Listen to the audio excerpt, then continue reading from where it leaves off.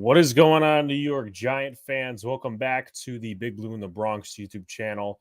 Training camp is officially less than 2 days away. It begins Wednesday morning at 10 a.m. Eastern, and we're here to preview it. And I would like to thank my guest, Brandon Olsen of Locked On Gators. Does some work with Sports Illustrated Giants side. He does a lot of writing, which I have paid attention to, of course. And he also does a very good job in that specific realm, alongside Andrew Parsad and Gene Clemens, doing a lot of previews / profiles for certain players on the New York Football Giants coming into training camp. But first, before we get into any specific topics, Brandon, how are you feeling about training camp for the Giants? How are you doing? And your first thoughts? Yeah, I'm doing well. I'm excited for training camp to be back. I'm excited for football to be back. Like feels like it was really quick this offseason. But I'm excited. I'm way more optimistic going into the season this year than I was last year. Okay, all right. So first off, before we get into anything specifically reviewing training camp, we've seen 3 episodes this far, and we got 2 more to go. What are your thoughts on what has been Giants Hard Knocks for the past 3 weeks? I feel like, as fun as it is to get the information, first off, I loved the Senior Bowl being like part of it with the Brian Burns trade. I just loved it because I've been going to the Senior Bowl for, I think this past year is my 6th or 7th one. So it's just really fun because like you always hear, oh, these conversations happen, coaches get hired, things happen, and it's fun to actually see it happen on Hard Knocks. That being said, I think that a lot of teams would not want some of the conversations that have been had on Hard Knocks to be televised or recorded in any way. So I'm not sure how much longer we're going to get this version of it, if we're going to get, another season, anything else. But it's awesome to see because, I mean, one of the reasons that I love football is the actual team building aspect of it. And you kind of get that, like when they have the whiteboard out and when they're talking about, oh, like if we can't get a QB here, we'll take a weapon and we'll just roll with Daniel Jones. And I think it's just awesome to see. It's my favorite part about football. Yeah, definitely. Last year was the first time I actually watched Hard Knocks, and that was with the New York Jets because my brother's a Jets fan. But otherwise, like there were certain parts of other years where I paid attention to it. So yeah, definitely the behind the scenes is obviously very interesting. As far as the Senior Bowl goes, the talk is always there, the off season talk, and it was my first time at the Senior Bowl, so just seeing, oh yeah, Dan Morgan and Joe Shane, we're actually talking about a little bit about the trade there is pretty interesting. But I also have this viewpoint that a lot of people share is that losing teams don't really get on Hard Knocks. Excuse me, it's the opposite. Losing teams get on Hard Knocks. Winning teams, the teams like the Chiefs and all those other different teams, they're not on Hard Knocks. Like, the Bears, I think they're going to be on Hard Knocks, but they've been losers the last couple of years. The Giants haven't had sustained success. I think the only one you could really consider is the Dolphins, but that's pretty much an outlier. So what's up to Jess's Mess, Evan, everybody else coming in here? We'll start out on the offensive side of the ball. This was one of the big questions with minicamp and ultimately the New York Giants' decision to not take a quarterback in the 2024 NFL draft. In your personal opinion, contrary to maybe what other people think or whatever it may turn out to be, how much of a leash do you think Daniel Jones has, and how much will the leash on Daniel Jones be, and how much do you think should be given to him?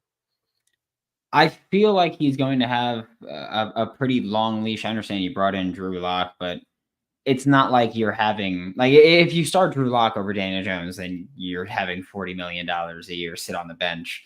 Whereas, Drew Lock would be one of the highest paid backups, one of the lowest paid starters if he was the starter. And that's a fine trade-off. But $40 million per year on the bench is a lot if you have Daniel Jones on the bench there. So I do think that the leash will be pretty long. However, you could also say, hey, offensive line's improved, or at least on paper has improved significantly from last year. Weapons are better than last year. So you could argue that you've got more weapons now. Do more with that. But I do think that his leash will be pretty long. I think that you probably see a play caller change before you see a quarterback change if the offense is struggling. Now, that's actually a very good point you bring up because in minicamp, Brian Dable was handling the play calls. Do you think that's going to change, or do you think they were just running some tests or whatnot? I don't think they've made a decision yet, to be completely honest. I think that this is going to be one of those things where they're going to run through training camp and kind of make that call and see how things go. And there's going to be a lot of back and forth with that. I cover the Florida Gators as well. And there's a lot of conversation there that they still haven't decided yet. And they're about to start their camp as well. It's just stuff that takes a long time to make a decision. And realistically, I would imagine that seeing some scrimmages against one another will probably help answer that question. If Brian Dable has the first team offense and he beats Mike Kafka calling the second team offense, then it's not going to matter as much. Like if Mike Kafka can offensively outscore Brian Dable if he's got the talent disadvantage, then that's going to matter. And I think it's really going to come down to just essentially a competition. That's what training camp is for. Competition everywhere, including on the coaching staff. So I think that we'll see kind of both guys, Mike Kafka and Brian Dable, get the opportunity to do it. And it obviously is ultimately going to come down to Brian Dable, however he feels. If he feels Mike Kafka can get this offense going, because I understand offensive line was horrible last year and you can only scheme so much around a bad offensive line. But quarterback play was also horrible with the injuries and just straight up when Daniel Jones was healthy, he wasn't playing well. And weapons were not really there. But the offense was far too often far too predictable. They had a pass rate over expected of, I think it was like -4, which is one of the lowest in the entire NFL. There were times where they just didn't want to throw the ball, and it was very obvious that they weren't going to throw the ball. And things like that can't happen. You can't be predictable to a fault. You want to establish tendencies as a play caller, but you don't want everybody to know, hey, we're going to run the ball on this down with this yardage and this time. And that's what Mike Kafka did last year a lot. So I think that's going to be a big point for Mike Kafka of, can you prove that you're not going to do that again? Yeah, definitely. So Evan asked in the chat, will Brian Dable calling the plays make a difference in the offense? I think it would. Now, I don't know about production. Obviously, you would have to see some sort of a production in a scrimmage or a training camp or even a preseason game to even make that decision.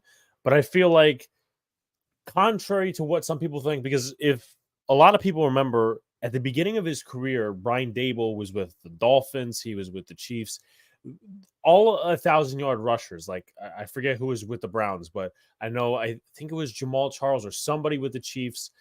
Like he had a number of 1,000-yard rushers, but he also had bad quarterbacks, and obviously he's developed into this quarterback guru, as a lot of people refer him to.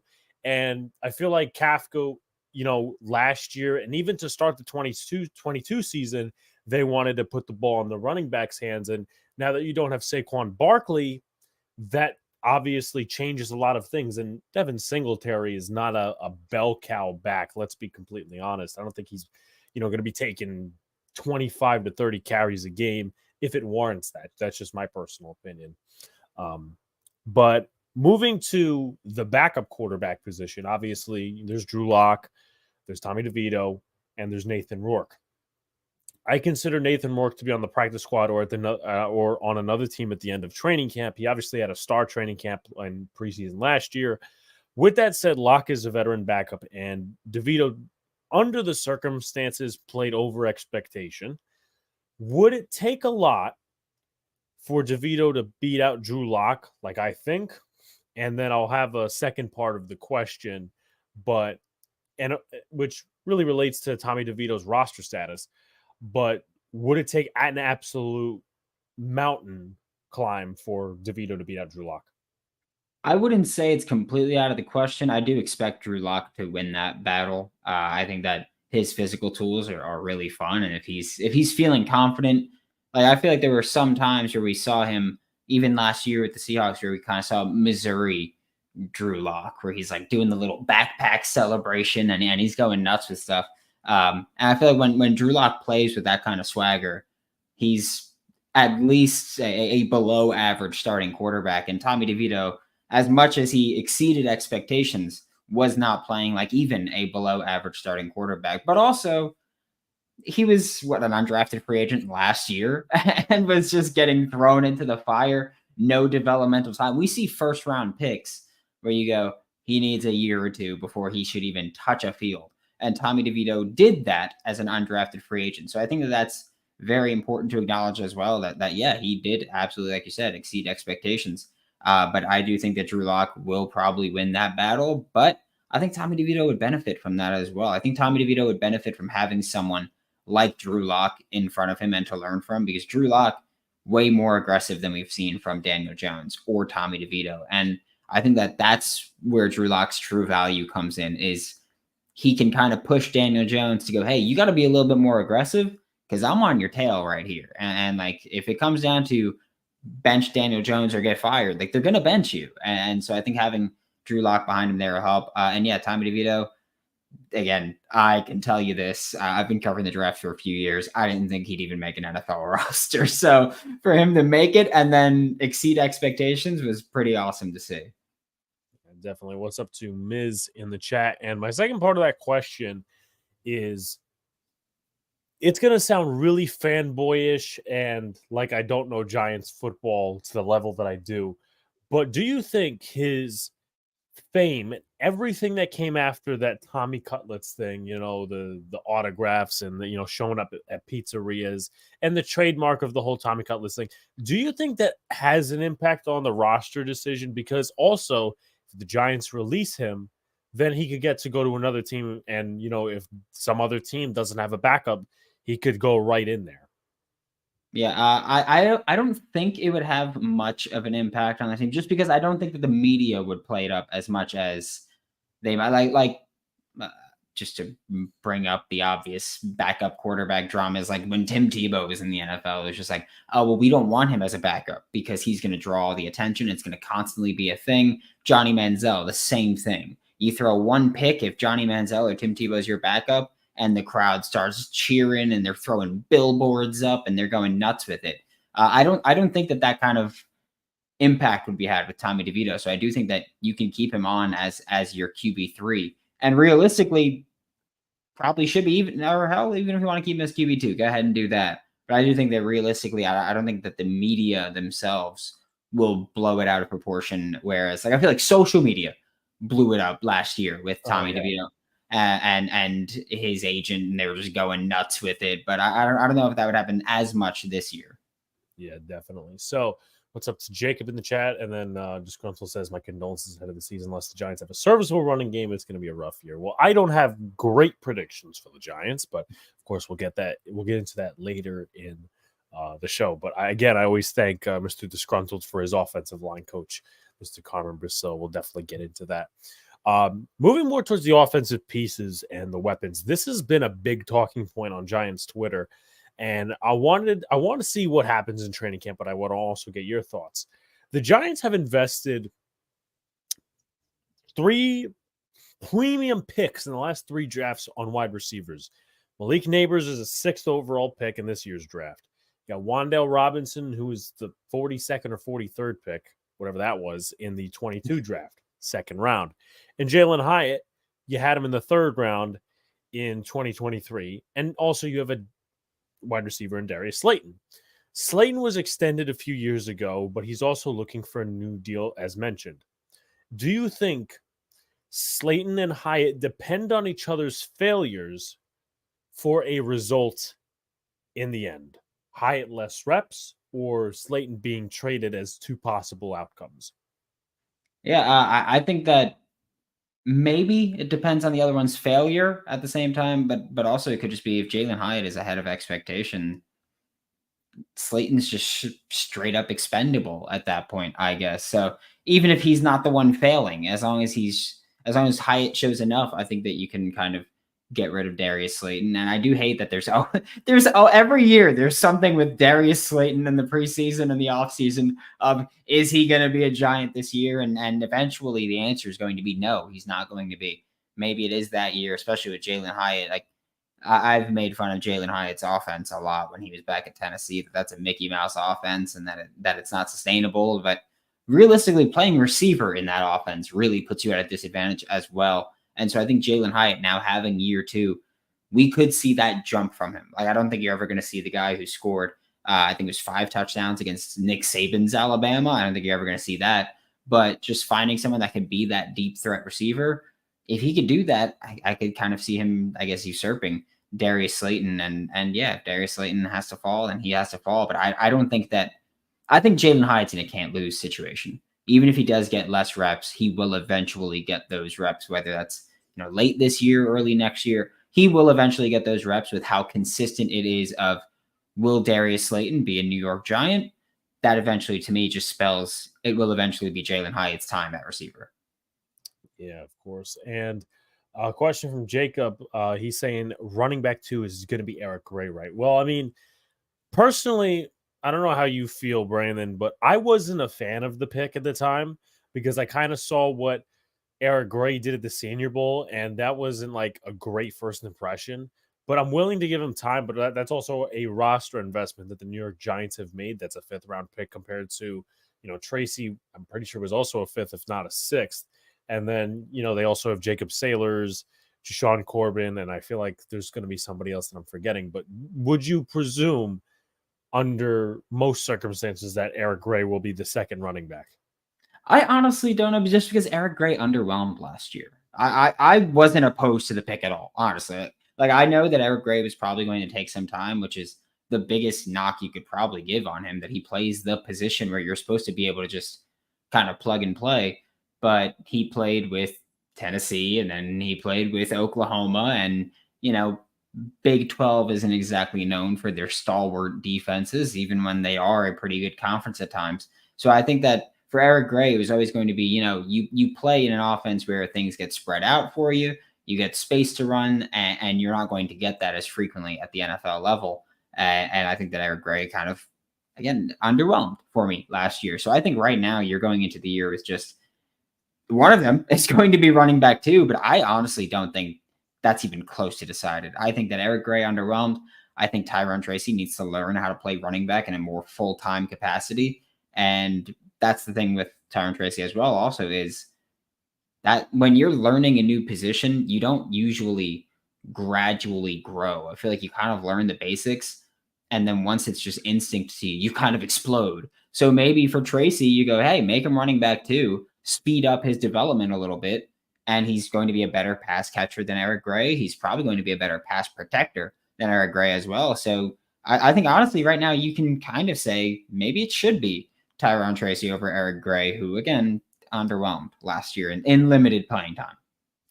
Now, I know we discussed this a little earlier, and it does have sort of to do with the running back position. We were talking about the play callers. Is it going to be Dable? Is it going to be Kafka?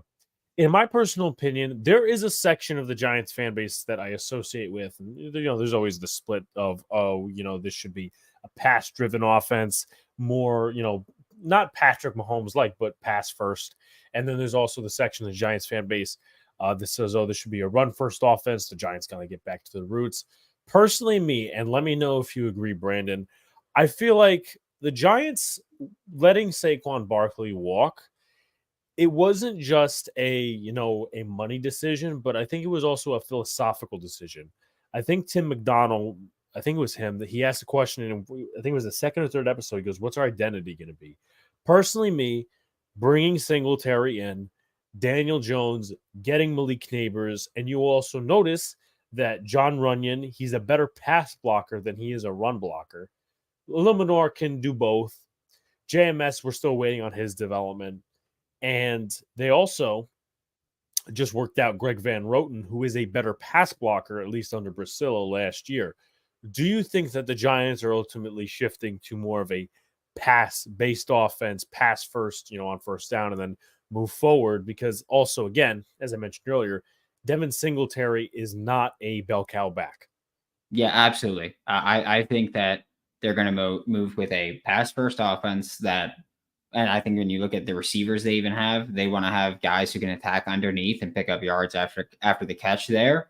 They want to have guys that can kind of go over top, like Malik Neighbors. To me, that was a pick where you go, okay, you want to throw the ball vertically, at least a bit. Malik Neighbors cooked at LSU doing that. Of course, Jade Daniels much more aggressive as a passer than Daniel Jones and way more space to work with in college football than in the NFL.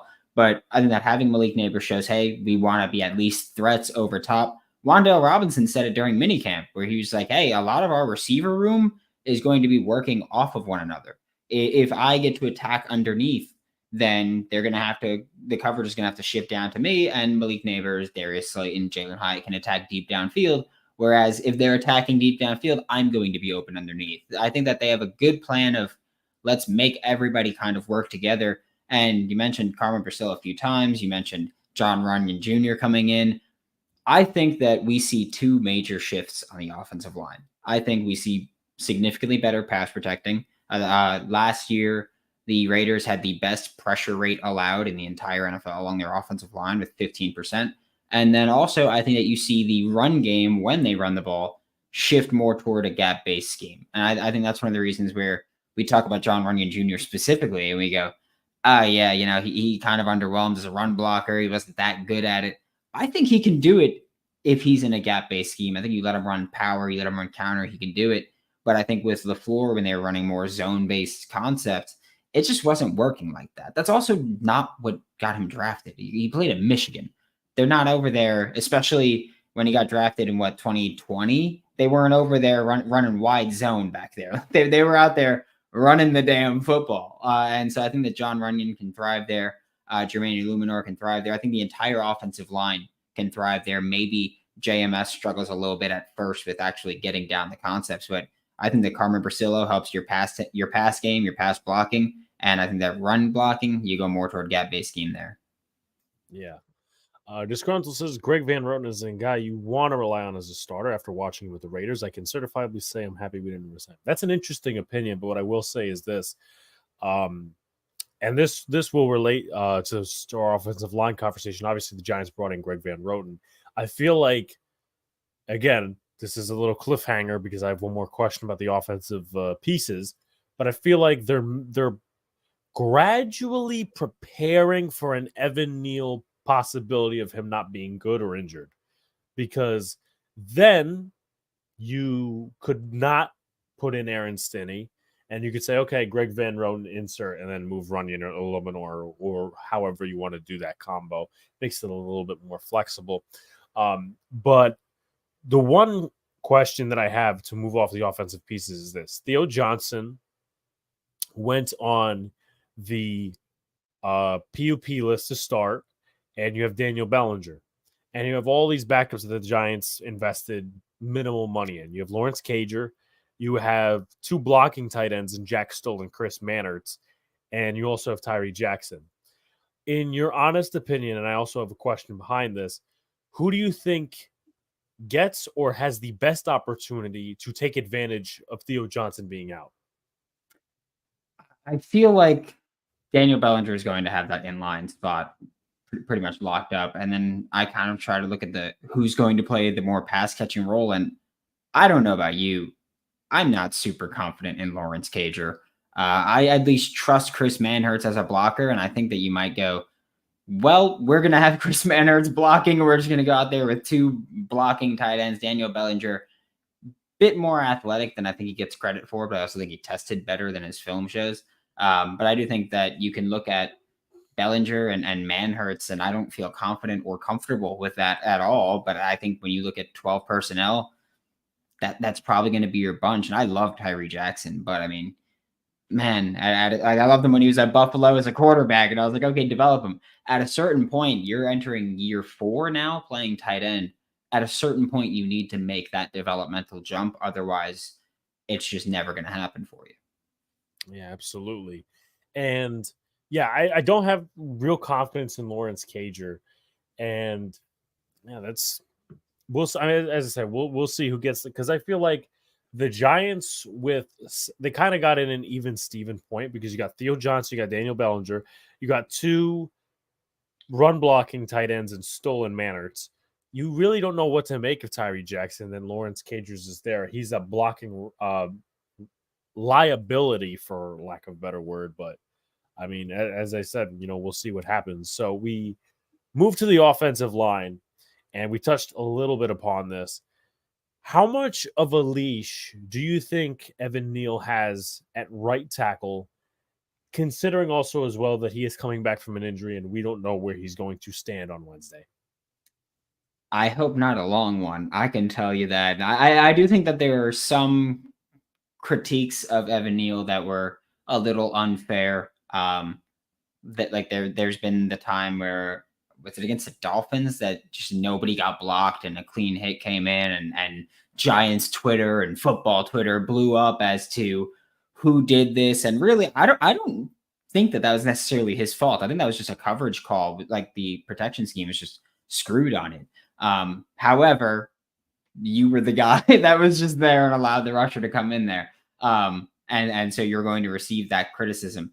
But I do think, like you mentioned, they've kind of built this offensive line to be flexible. You look at all of the depth linemen that they have, they can all play multiple spots. Even Greg Van Roten throughout his career has played left guard, center, and right guard throughout his time. Jermaine Luminor has played, I believe, every position except for center somewhat extensively. I mean, if Evan Neal struggles, you could pop Luminor right back at right tackle. You can bring in, if you brought in Greg Van Roten, put him at left guard, Aaron Stinney, whoever you feel comfortable with. But you have a lot of versatility, I think, with this offensive line, a lot of flexibility there.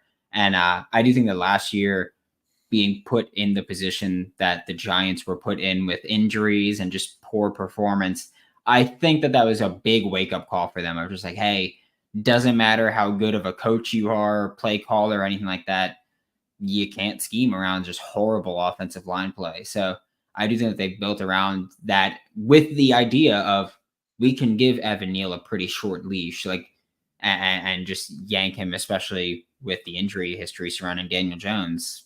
If Evan Neal's getting beat and Daniel Jones is getting hit, not a winning equation there for the Giants. No, absolutely not. Absolutely not. Um, here, so it made me think a little bit about a certain aspect, a certain critique of Daniel Jones. Now, a lot of people you'll see on social media, screw the big market media, but like social media, you'll have your film gurus. They'll break down Daniel Jones, whether he misses a receiver, stuff like that. And listen, I'm personally I wanted the Giants to take a quarterback. Now, here's the thing: do you think? And this is really theory based. I don't know if you could really study it too much on film. Do you think he might have an issue? And again, offensive line play is offensive line play. Do you think he might have an issue setting up protections at the line? Yeah, I think so. I do think that, like I said, that he's been hit a lot throughout his career. We've had multiple clips come out where it's like, oh well, was this a protection call? And I think especially when you look at last year, you had a rookie center in there. No, I have a hard time faulting the rookie center. I understand you're the center, you're supposed to help make those calls and everything and identify things. But I do think that when you're the veteran quarterback for the limited time that Daniel Jones was actually there, and you're not making those calls, I do think that there's a bit of an issue there. But at the same time, also up to how much freedom he has at the line to completely dictate things like that. So there's a lot of factors go into it that we'll never really know. But Daniel Jones, I don't think he's very good at recognizing and making the needed adjustments at times. Daniel has all the physical tools, but his pre-snap reads are atrocious. I tend to agree with that opinion. So we talked about O-line combos, talked about Greg Van Roten, and even digging more into that conversation. A lot of people, at least on social media, and I was also perplexed by it, but I'm also a wait and see type of guy with certain things, were kind of weirded out by the combination that they put in for training camp. Not training camp, mini camps. They had Thomas, then they had Runyon, they had JMS, they had Illuminor, and then they had Josh Azudu because Evan Neal's out. Now, a lot of people are weirded out because Runyon, I don't think did he spend mostly time with the Packers at left guard or right guard, was it? Right, if I'm not mistaken. Okay, so then change it up a little because I said Runyon at left. He's actually going to be playing right, and then Illuminor at left. Now, if Neal shits the bed, for lack of better words, you would need some sort of an entire line shuffle to happen, unless you could slot Van Roten in, makes a little bit of things better. But you still need to shift Illuminor to the right tackle spot, and also he hasn't played left guard in a couple of years. So, do you question that with the Giants, or are you just going to wait for training camp and all that sort of stuff? Both. I question it. I'm very skeptical of it, but at the same time, Illuminor is coming from the Las Vegas Raiders. Carmen Bracilla was there. I'm going to trust the guy that was with him last year to know what he's capable of. And I'm just going to put faith in there because I'm not going to pretend that I was watching the Raiders week in and week out. I'm not going to pretend I was paying attention to what was going on with their practices last year. So if Jermaine Illuminor can do it and Carmen Bracillo has faith he can do it, I'm going to trust the guy that gets paid a hell of a lot more money than I get paid to, and that has seen him a hell of a lot more than I've seen him. And Illuminor's played a lot. He just hasn't done that recently. But I don't, I'm skeptical, but I'm not necessarily pessimistic about it. Yeah. So we moved to more of the backup offensive line. We talked about Stinney for 2 seconds. We talked about Greg Van Roten. Obviously, he's not a Giant yet. Do you think this is the final call on Josh Azudu and Marcus McKeithen? Both linemen were drafted in different sections, but both have been sidelined because of injury for long periods of time and haven't played well in long spurts. Not to mention the Giants have signed Aaron Stinney, Matt Nelson, and Austin Schlodman in the offseason. So do you think it's their final call as potentially being backups or whatnot? Because, I mean, you could say whatever you want about McKeithen, but Azudu's a 3rd-round pick. So, the Giants have decisions to make there, but do you think it's the final call for them? Yes. I wrote our Giants offensive line preview, and if I'm not mistaken, I had McKeithen getting cut there. Azudu kept his job simply because he has a lot of positional versatility that I think some other depth guys don't give you. It's not that I'm necessarily comfortable with him there, but just that versatility is something that they've clearly valued a lot of here. And I think his capability of playing every spot but center, again, not saying he's going to do it well, but being able to do it at all will probably keep him around, I think. And also, I'm really not confident in some of the other depth tackles that you've got right now. So at least when you drafted Joshua Azudu, it was always, hey, he's raw, but he's versatile, he's athletic, like he needs work, but he's got some traits, and I think that they're kind of still holding on to that, and you might still hold on to that, especially with offensive line development, just in general. There's not enough quality offensive linemen. Everybody's complaining about their starting offensive line and their backup offensive line. There's not a lot of quality out there right now, just at the professional level. And so I do think that Azudu being young, having some tools and versatility will be enough to keep him. But McKeithen, I'm not too sold on, and I won't be too upset if it doesn't work out. Absolutely. Hard Knocks is Tuesday at 9 p.m. Eastern Standard Time. Illuminor is another journeyman lineman, solid, but you could find a long-term replacement. Yeah, I mean he's always been, at least to my knowledge, with Bracilla, because he was there in New England, and then he was also brought over when Bracilla was hired as the O-line coach under McDaniels, and obviously the half year under Antonio Pierce. So we move to the defensive side of the football. We'll start in the trenches, the defensive line. Do you view defensive line position 2, whatever you want to call it, next to Dexter Lawrence, do you view that as a weakness? And how important is the development of Jordan Riley or DJ Davidson at this point? Yeah, I think that both of them desperately need some more help there. Jordan Riley is someone that, honestly, I was really skeptical of the pick. I understand a 7th-round pick. They're essentially throwaways at this point. It's like drafting, I don't know, the son of one of the greatest basketball players of all time with the 55th pick in the 2nd round. It's like kind of that level of go ahead, throw it away. It doesn't matter like that. But I do think that you need a little more production from those spots. But also Shane Bowen's going to help open some things up just defensively. He needs he's always had that interior pass rusher, which for him has usually been Jeffrey Simmons. This year it'll be Dexter Lawrence. He hasn't really had 2 good edge rushers, which we'll see what Kayvon does, because a lot of his pressures last year came unblocked or against tight end, running back, whatever it may be. But Brian Burns coming in helps you a lot. I desperately need to see some help on either of the end spots or big end, whatever you want to call them in modern football, next to Dexter Lawrence. Desperately need some better play there. DJ Davidson, someone that I'm interested in. I like bringing in Jordan Phillips, but until we see them all work together as a unit, it's just a toss up. And I know that you've got some of your front five. You've got three really good football players there, at least players that I think are really good. But, 40% of your spots not being exactly comfy, little worrisome. Now you have a number of guys for that DT2 spot, or however they're going to categorize it. Some of the guys you just mentioned, Jordan Phillips, Nacho, you have him, Elijah Chapman, the undrafted free agent, Casey Rogers, Ryder Anderson, so on and so forth.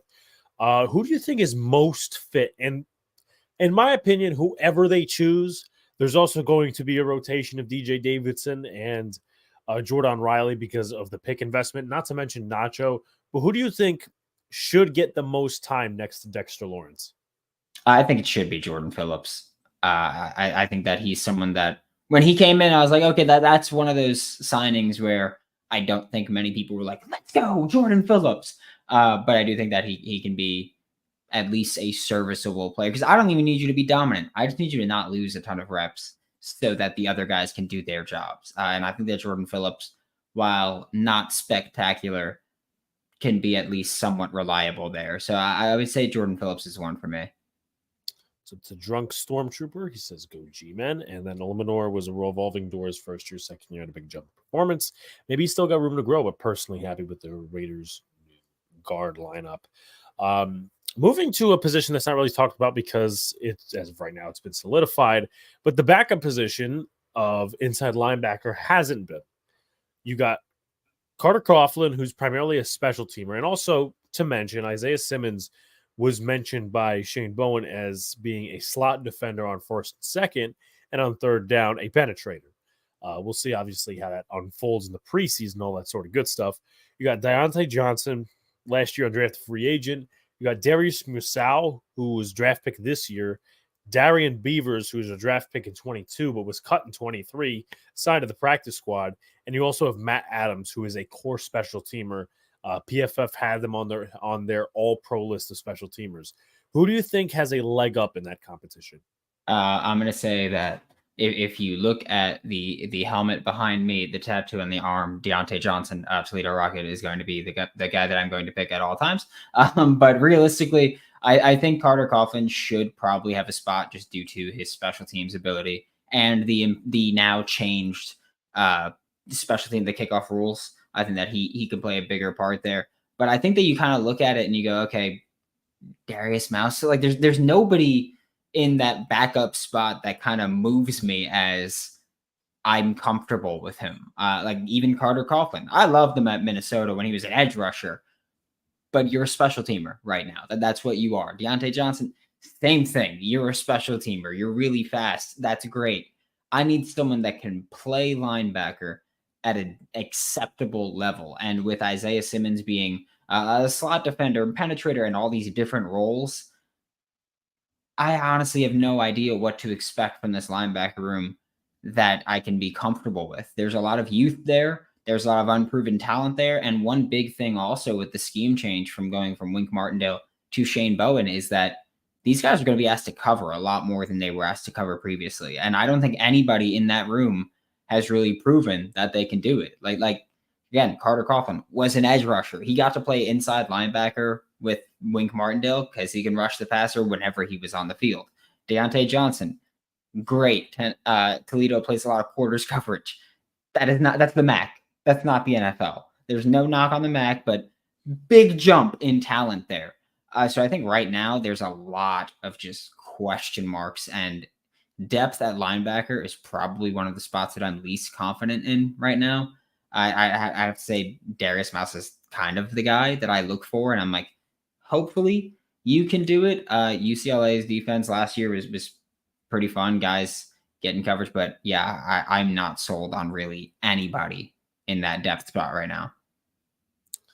Yeah, definitely a point of concern. Thank you to Ms. Disgruntled for reminding everybody to hit the like button. So one of my biggest questions of the off season, and still kind of question right now, is why did the New York Giants put so many assets into the slot position? Now I get it. There's obviously, corners in the NFL. They could do inside, outside, whatever. And you'll have your wide receivers like Justin Jefferson, Jamar Chase, guys that can go inside and outside as well. But why do they have so many slot corners? Isaiah Simmons will be used in the slot.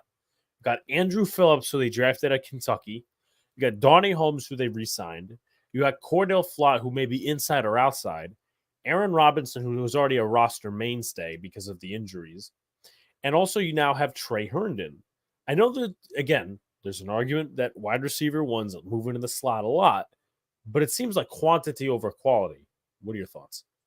Yeah, absolutely. It's really redundant to just have so many guys where every time they add a corner, we go, okay, he's a slot guy, but that's about it. Cordell Flott, I think, should be the starting slot. I think he should be the starting nickel. There's a reason that when he was at LSU, they called him Cordell Slot. He was a demon out there. I could just tell you from watching him every year against Florida and just watching LSU in general. He was a demon out there. Drew Phillips is someone that cautiously optimistic on and being a contributor this year.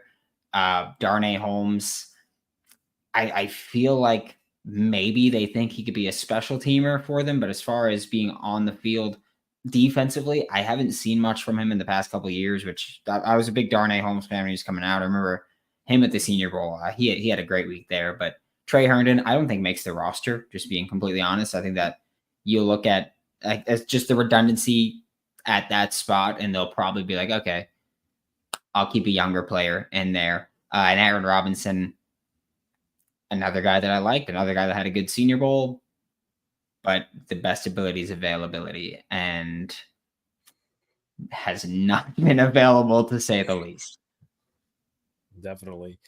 Evans says zone defense, safe defense of the Giants will have to play right now with the younger secondary guys. I agree. Disgruntled says it seems like they brought in bodies to see who sinks and swims. Maybe they aren't happy with any of the receivers and filled the room to see who stands out. Yeah, that's going to be an interesting wide receiver room. I mean, bringing in Allen Robinson and a couple other different guys to fill out the back end, and I think it will also come down to special teams. Now, another interesting point to bring up is which position do you think will hurt the Giants the most that they didn't put assets towards, like they put on, any other side of the football or any other position? Second corner or second defensive interior spot? I want to say the second corner, just because there's a lot more space to work out there and a lot more space to fail out there. At least on the defensive line, you can go, yeah, you can try to go at whoever it's going to be, if it's Jordan Phillips, whoever it is, you can try to go at them, but you've still got to get through Dexter Lawrence. You've still got to get through if it's Brian Burns that's lined up at the edge on that side, or if it's Kayvon Thibodeau, and then you've got Bobby Okereke behind them. But when you look at that second corner spot out wide, you could put an island out there. I don't know who here's ever played football at DB specifically, but I got toasted my fair share of times out there. It sucks at times, and when you play like quarters coverage or cover three, and you get kind of put on a bit of an island there, it sucks sometimes when you're just outmatched. And I think that for the Giants, you're trying to play nickel corners out there, and it's tough, especially with receiver. Every year we go, oh yeah, this NFL draft, they're really talented at receiver. Receiver's never been as talented as it currently is right now. So when you just have more talent being thrown in there, and it's like, yeah, maybe their number one receiver is in the slot, but they've still got a speed demon out there that's 6'3" or whatever it is. It's tough. It's just really, really tough right now to play DB in the NFL. A lot of kids like to play receiver because, you can't get hit anymore and you get to do your little dances and have a little fun. But not having multiple very talented corners is very scary, to be just completely honest, on the outside.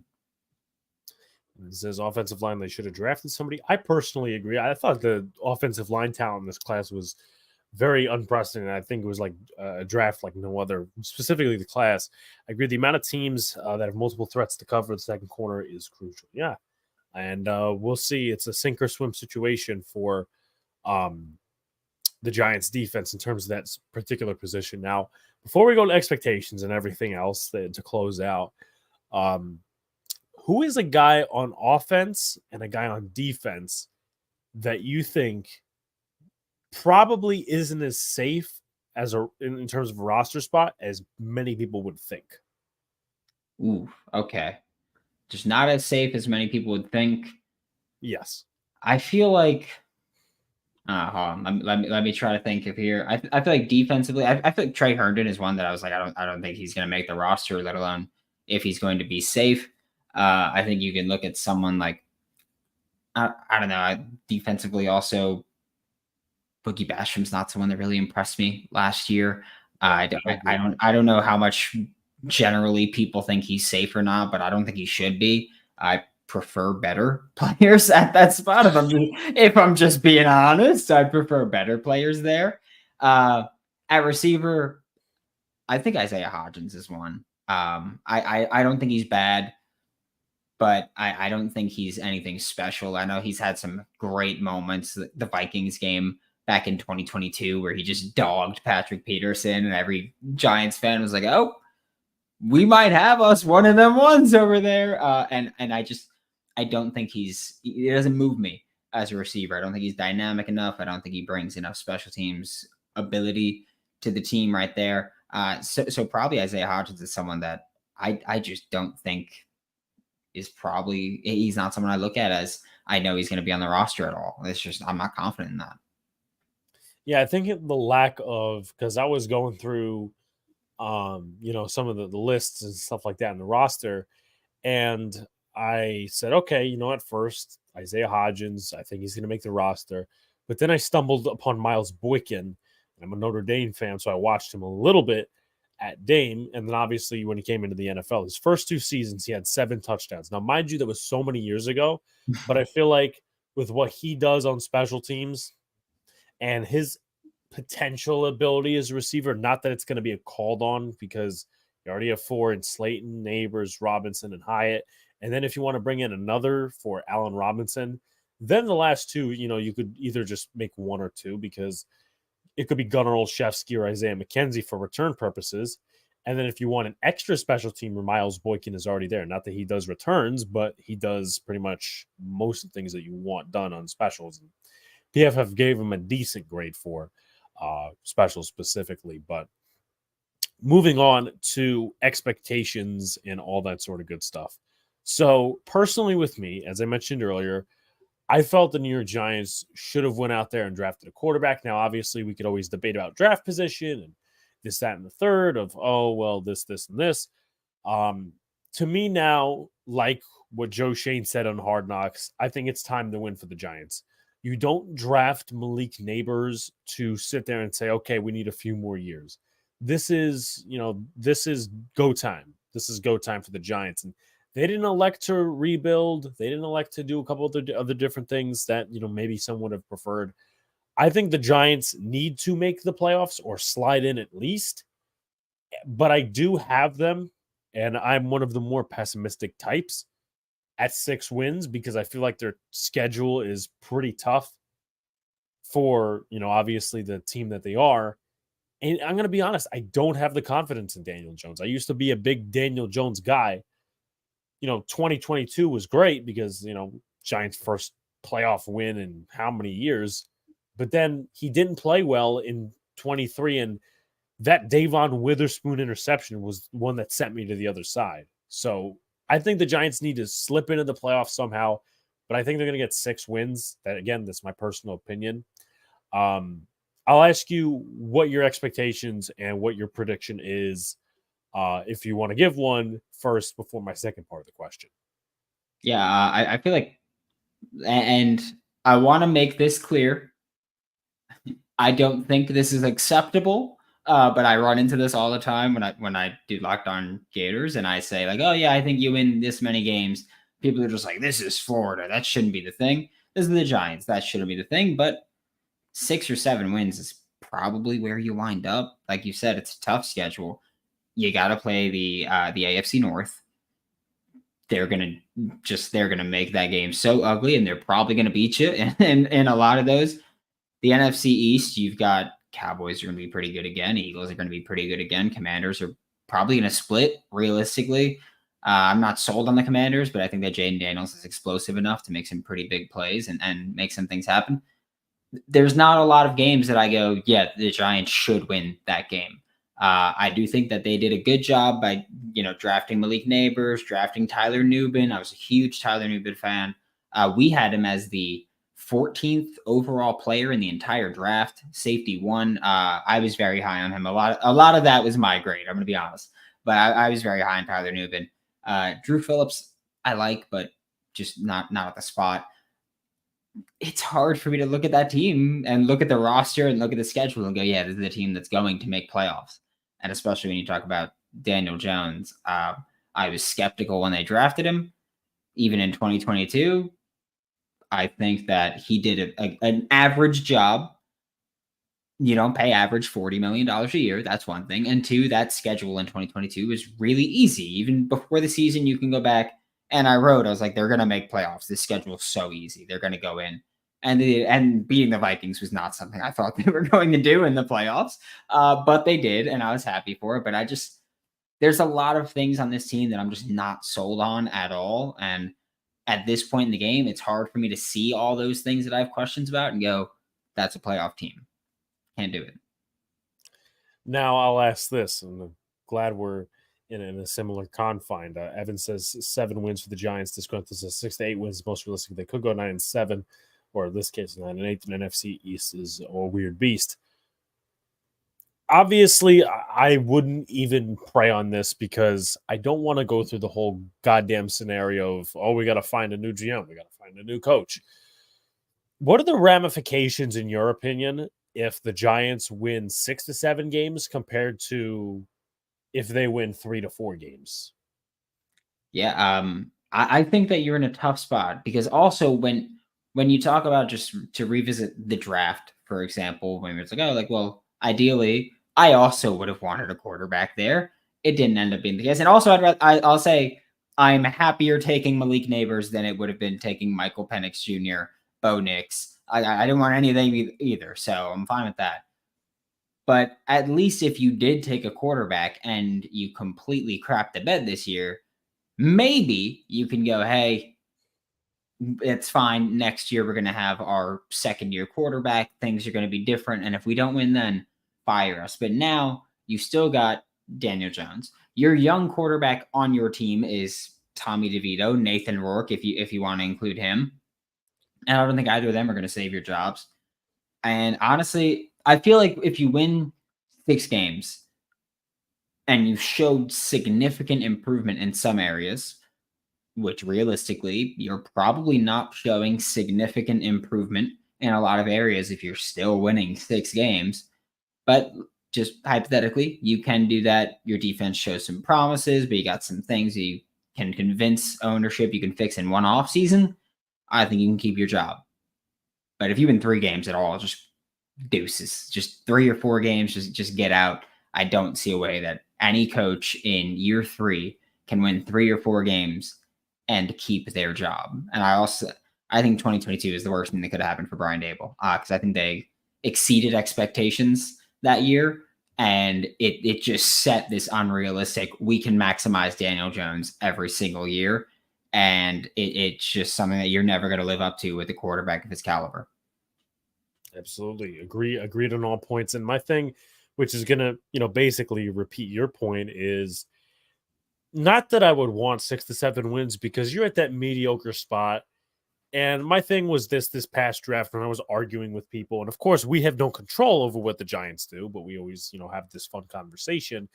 My thing with the whole taking of the quarterback is, look, next year, it's not a great class of quarterbacks. Like right now, they rate Carson Beck as number 1. And, you're an SEC fan, so you'd probably know better than I.